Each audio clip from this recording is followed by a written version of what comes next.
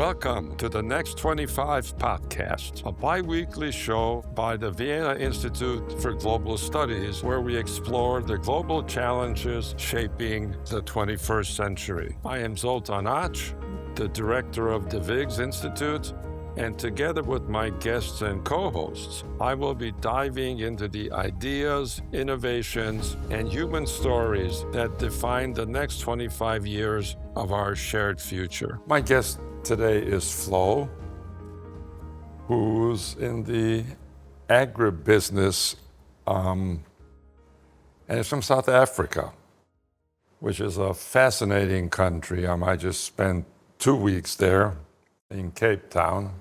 Nobody talked about agriculture. It was very interesting, but it was all about entrepreneurship, innovation. We were at the University of Southern Cape Town, which is a fascinating university that's been around. I never knew that for a very long time. And it was where a lot of the African National Congress leaders went to school, including Nelson Mandela and others. And so it was very interesting. And I had been to South Africa several times, and I always find it very refreshing. The people are very friendly. There's some unfriendly people too, I know, but try to avoid. Yes, we have our alternatives. Yeah. No, I know that. Yeah. So I'm glad you're here. Thank you. So this issue of food technology and I guess sustainability are three issues that connect. Food is a part of what I call well-being, right? When there's plenty of food, people are better off. When there's a shortage of food, people can die. We live in a world with still an expanding population, and so there's new technologies that are needed and being implemented to improve food production, which then affects well-being. And if well-being improves, relationships between countries improve, because there's less to fight over. So food, agribusiness, sustainability, water, all these are related. And some countries are blessed with better technologies, better resources, and others are not. So my question is, what can you tell us about South Africa? I mean, it's a big country, huge inequality, but good climate, and all I know is about the grape business, which is all about good soil, rainfall, good weather. But what does the bigger agricultural picture look like? We have a fascinating story, South Africa generally, but our agriculture also has a fascinating story. In fact, there's a book written by one of our leading agricultural economists in the country. His name is Wandile Sihlobo. It's called, I think, A Country of Two Agricultures. Because you are right, we kind of punch above our weight, if one could even call it that, in global agricultural markets. We are leading producers in some of the commodities that aren't even natural to our own environment. I mean, when you think about it, we have registered our presence very loudly in the blueberry space, in the macadamia nut space, and really many commodities that we've essentially engineered ourselves into. So the expertise is there, the resources are there, the human resources are there, right? But we have this dual situation where on the one hand, it is indeed sophisticated. On the other hand, we have millions of smallholders, small-scale farmers. Although in South Africa, of course, farming does happen on a large scale, but most operators kind of operate in the middle ground, right? Yeah. They're not very small, but they're not super, super big, like how other countries have it, like the US and South America and things. But our more smaller farmers who operate more informally, the market is not so forgiving. Right. And multiple sides of the market, whether we're talking about upstream, where farmers could potentially add value and distribute their product more efficiently to improve their incomes, or even downstream, where farmers need to access the resources, their inputs, etc. The ecosystem is not designed optimally for small-scale farmers. And it's an enormous lost opportunity when you think that, of course, we also have a really young population. We have some limitations in terms of skills development. So agriculture presents an enormous opportunity, not just for the economic development, but for employing our many millions of young people who need work. Something like 20% of people are still in agriculture, right? Yeah. I think that's a number, right? It's something like that. Yeah. Which is compared to other countries in Africa, of course, is still low. Because in other countries, we're talking 60-70% of the population 70% operating in some agriculture. places. Yeah. Wow. So in South Africa, it's not contributing as much as it could, but the potential is there. Yeah. And the limitations that we experience are not insurmountable. You know, these are things that one technology can help us to solve, and of course, a little bit of influence, if one might call it that, of some of the traditions that we've adopted in what we eat and how we eat, etc., could have a fairly large influence on the lot of farmers, if you can call it that. Yeah. So we have enormous opportunities, but we also have enormous challenges. That's true in everything in South Africa, right? Yes, one could say, And the only thing I know about it is that there's a huge challenge in electricity.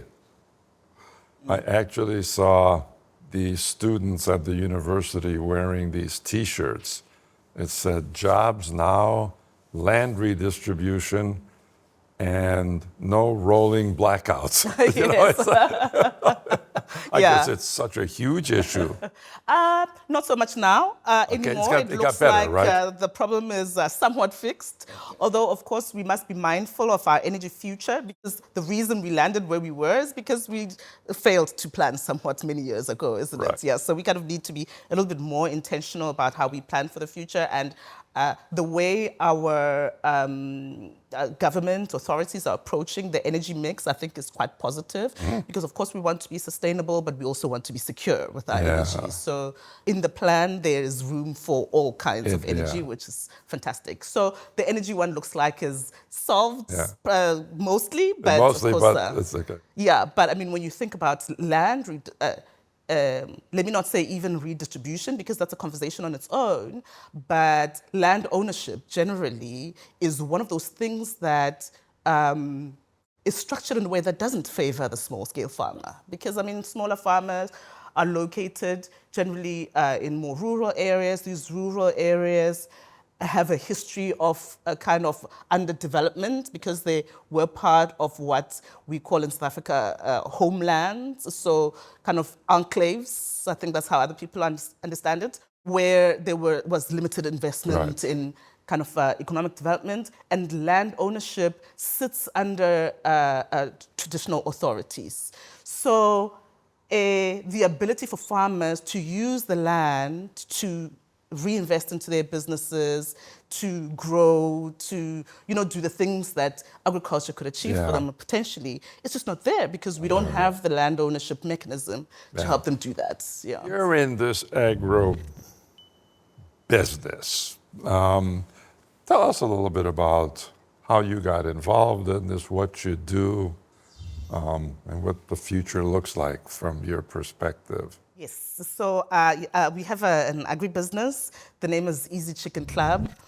And the poultry sector specifically is such a good view of the things that are happening in agriculture that could change to favor the small-scale farmer better. Easy Chicken Club as a model is a solution for farmers. When you think about it, the poultry sector or at least poultry as a commodity is the highest contributor to agricultural output in South Africa. So, I mean, the consumption of chicken is higher than the consumption of other poultry put together. So it's extremely important for food security. It has additional opportunities in that producing poultry does not require as much investment, as much space, other resources when compared to other protein. And the cost of it is not as high when compared with other protein. And one is able to learn it well enough to be able to do it properly. Mm-hmm.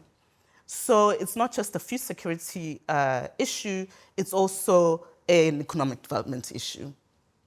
So what Easy Chicken Club does is enable farmers to operate as though they were larger contract farmers.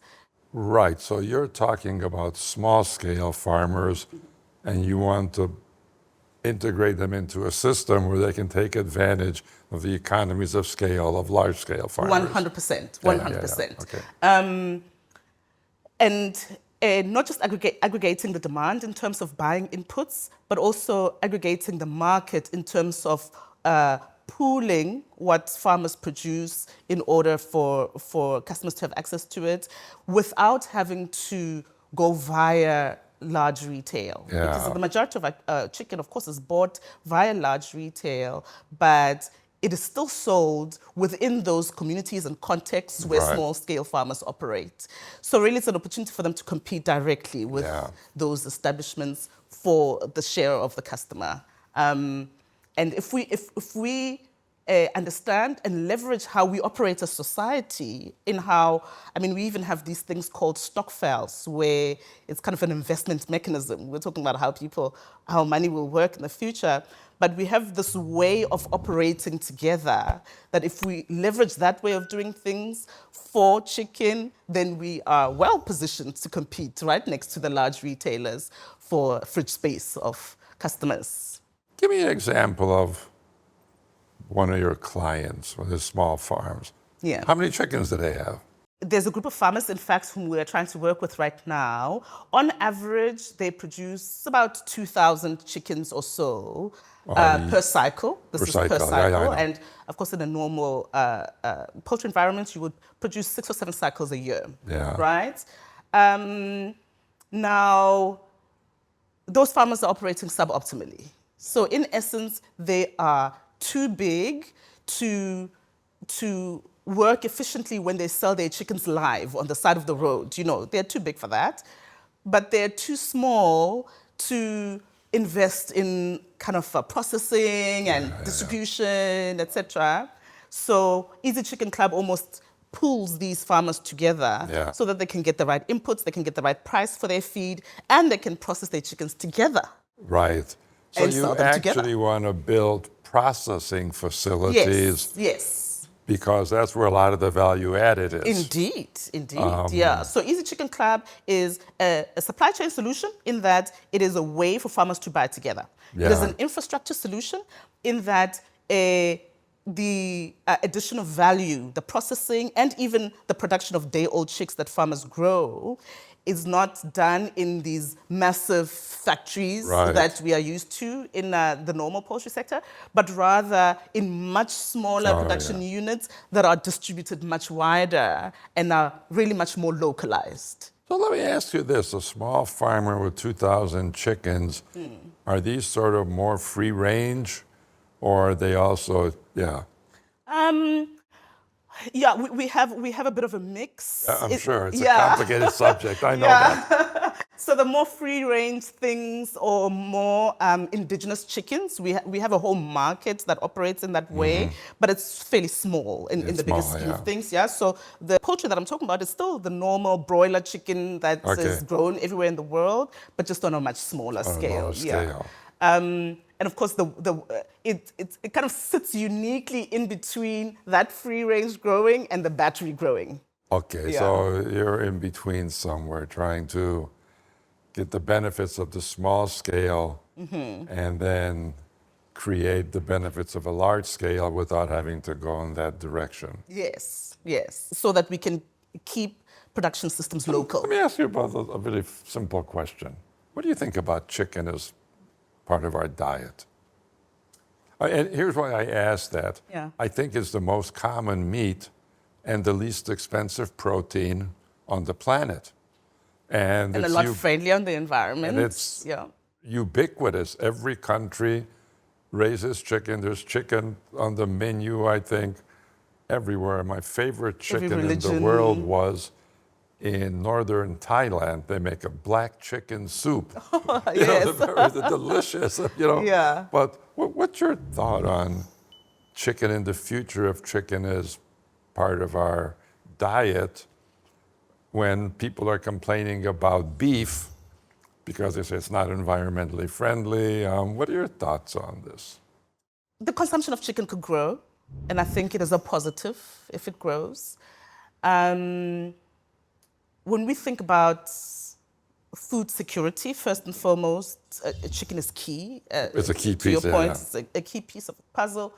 When we think about poverty alleviation, it's a key production piece of the chicken puzzle. is a key piece of the puzzle. When we think about a light agricultural footprint, production of chicken is a key piece of the puzzle. Interesting. When we think about also adding value to commodities, I mean, in the South African context, for example, poultry production is the largest consumer of corn, of the corn that we produce. Yeah. So, I mean, if we are adding value to the large-scale grain, then chicken, again, is a strategic piece of the puzzle. Yeah. It's an extremely important sector. And in South Africa, we are kind of almost in the middle, right? So we've really progressed well to leverage poultry production. The rest of the continent has some way to go to leverage that environment, and it's an enormous opportunity to both feed people and to get people out of poverty. So I'm extremely positive about chicken. It has its dynamics, it has its politics, but all things equal, it's highly, highly strategic. How did you get into the chicken business? Is this family or was it came out of this thin air? I suppose it did somewhat come out of thin air. Actually, I'm qualified as a medical scientist, and I worked in the pharmaceutical industry for some years. But I did know that I wanted to change sectors, and I was, exploring. So when I changed sectors, I actually went into small-scale farming myself. So I farmed chickens as a small-scale farmer. And it's pretty easy, right? It's pretty easy. You feed the chickens. Yeah, it's pretty easy. And the assumption, of course, that you make when you get in is that the financial equation is also pretty easy. Pretty easy, yeah. But it turns out it's really not. Because as a small-scale farmer in South Africa, you lose money. That's just and the start if and one end of chicken it. dies, it's trivial. If a cow dies that weighs 2,000 pounds, yeah, right? Yeah. It's very true. That's a big... Yeah. And you have to call the vet to look after the cow where you never call the vet to look after the chicken. The chickens, yeah. I mean, I think that's true, right? Well, you do have to call the vet sometimes. Sometimes, yeah. Sometimes. Because the supply chain is so complex, and this is something that we've experienced ourselves as small-scale farmers. At a point, we bought, chickens have to grow on a bedding, right? And we used wood chips. And we bought wood chips from a particular supplier, a supplier who focuses more on small-scale farmers. So the level of quality assurance is not where it needs to be. We didn't know that these wood chips had a fungus when we bought them. We laid it out for the chickens, and then half your house is gone. Yeah. And you're wondering what's going on. And then you have to phone the vet because you need to find out what's going on. Yeah. Part of Easy Chicken Club as a franchise system is, in fact, the availability of that kind of support because, in essence, when you're operating on a small scale, you don't have the necessary funds or access to that kind of support. And we believe that within our model, we would be able to extend that to farmers, So, in fact, I started out before I was actually, at the same time as I started with the small-scale farming, I started in the startup ecosystem. So I kind of understood that there's a sweet spot where technology can be leveraged to improve some of the challenges that we're experiencing. And that's kind of how I put the two together and started in poultry. How many farmers do you work with? There's right now 3 groups of farmers. In total, there's about On our platform, we have about 100 farmers that are using our app. So one of the things that have recently happened, which is fortuitous for us, because that's not the perspective where we are approaching it from, is we've now recently partnered with an organization called the Informal Economy Development Forum. Mm-hmm. Their approach is that their groups need to start developing from as retailers and move up the value chain. So in essence, they'll be selling chickens to their own networks, etc., so that they develop sufficient volume to start processing their own chickens, to start growing their own chickens, to start producing their own feed, and so on. They move up the value chain, which is an extraordinary approach in my mind. You know, I went to a small-scale farm outside of Washington, and they had pigs and chickens, and my guess is they probably had 1,000 chickens, I don't know, something like that. And they did their own processing. They had like some simple machines, and it didn't seem that complicated to process chickens, but I don't know.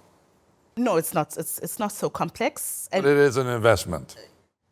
Well, it depends on what scale you operate in. So in South Africa, we have 3 different levels of processing. When you're a small-scale farmer for up to 50 chickens or so a day, you can literally put your chickens on the table. I think that's probably what you saw. Yeah. Kind of put a chicken on the table, put water on it, defeather. That's it. It can be as simple as that.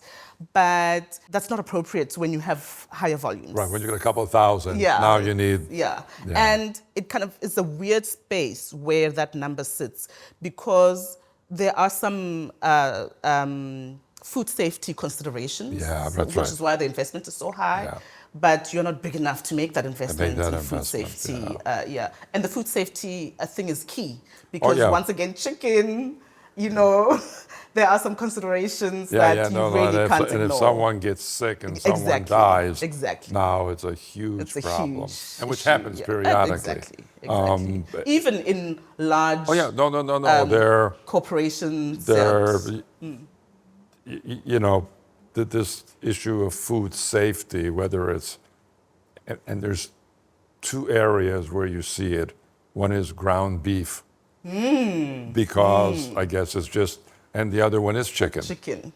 I think you find it less in fish. Probably. I think probably the fish producers have become, at least they've assimilated to the fact that there's a huge risk, so they're quite careful. But with chicken, we can be a little bit more careful. No. This is and then safe handling and all of this is a big issue. Precisely. Yeah. Are you optimistic about the future? About agriculture, sustainability, water, this whole ecosystem? Or is it daunting and it's overpowering and we don't know what's going to happen? Where are you on this? I'm very optimistic. I'm very aware that we are not producing as much food as we need. We import an extraordinary amount of food, billions. South Africa. Well, the continent at large. The continent South Africa at large. as a country is food sufficient. That's what I thought. So Africa as a whole as a whole, we really import quite a lot of food. And let me ask you this. Don't mean to interrupt. Of course. Is it because the geography is not conducive, or is it because investments haven't been made, or it's been neglected?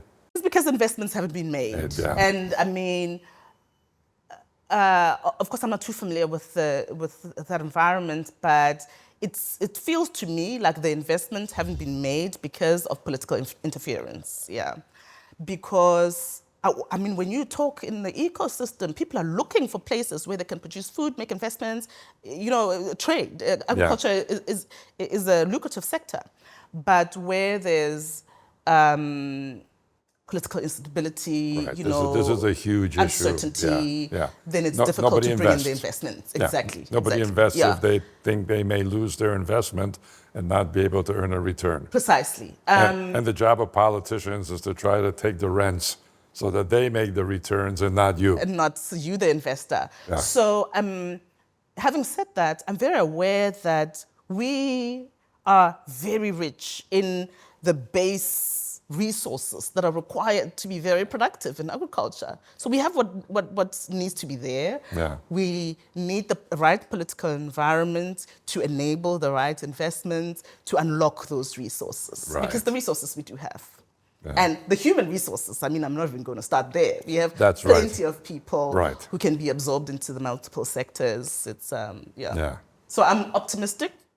I'm also optimistic about what the role of technology can play as we grow agricultural production in Africa, because, of course, we live in a time where you can't ignore, it's the sustainability conversation. Right. It's everywhere. It's everywhere.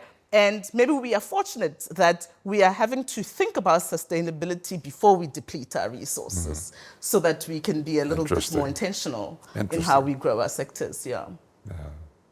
I mean, even these conversations are part of what makes me optimistic, because we have to operate from a point of awareness. And this is how we create the awareness. Yeah. Well, Flo, thank you very much. Thank you. That was a fascinating insight into food technology as we move into the next 25 years. Thank you. Thank you very much. I appreciate it.